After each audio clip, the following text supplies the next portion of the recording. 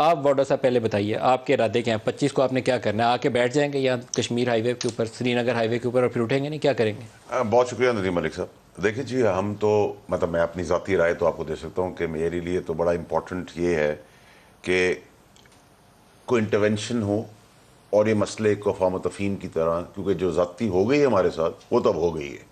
اس کا ازالہ یہ ہے کہ ہم یہ نہیں کہہ رہے کہ ہمیں آپ واپس اسی اسمبلی میں اندر لے جائیں. ہم کہہ رہے ہیں جی جس کو لانا ہے الیکشن کریں فری اینڈ فیئر، اور جو قوم فیصلہ کرے گی وہ تیار ہے. نمبر ایک. سر آپ مداخلت کی جب توقع رکھتے ہیں، انٹرونشن آپ نے کہا، فوج سے عام طور پر مداخلت کی توقع رکھتا ہے کہ بندہ وہ آئے اور کسی کو، دونوں فریقوں کو بٹھا دے. جنرل راحیل شریف نے آرمی پبلک اسکول کے اٹیک کے بعد ایک وہ کی تھی اپنی، ہمارے وہ نکات بنائے تھے سیکورٹی پلان کے حوالے سے، جس میں عمران خان کو اور حکومت وقت کو اکٹھا ایک میز پہ انہوں نے بٹھایا تھا.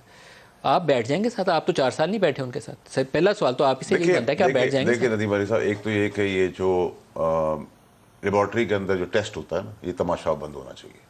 اور یہ ایسا نہیں ہے کہ صرف بیرونی مداخلت تھی. بیرونی مداخلت بھی کسی لیبارٹری کے اندر جا کے مکسنگ ہوئی ہے نا پاکستان کے اندر بیٹھ کے. تو اس ایک جھاکا ہوتا ہے، ایک مان کا رشتہ ہوتا ہے، اور اس مان اور جھاکے کے اندر آپ کا سب سے بڑا دشمن جو ہے نا دنیا میں، چاہے وہ آپ کا میرا، وہ آپ کا سب سے قریبی ساتھی یا دوست ہوتا ہے. اس کو آپ کی اسٹرینتھ اور ویکنیسز پتہ ہوتی ہیں. یہ میں نہیں کہہ رہا، دنیا میں طریقہ کار یہ رہا ہے. تو جب اسٹرینتھ اور ویکنیس دو پارٹیوں کو پتہ ہو نا، اس میں اور قوم بیچ میں آ جائے اور ملک بیچ میں آ جائے، تو بہت ہی میرے خیال سے بہت سمجھداری سے اور بہت دور اندیشی سے چیزوں کو کام کر کے آرام سے پیرامیٹرز طے کر کے اس کو سارٹ آؤٹ کرنا چاہیے. سارٹ آؤٹ کرنے کے لیے کون سی دو پارٹیاں ہیں؟ ہم ان کے ساتھ نہیں بیٹھنا چاہتے ہیں، ہمارے ساتھ نہیں بیٹھنا چاہتے. ٹھیک ہے جی.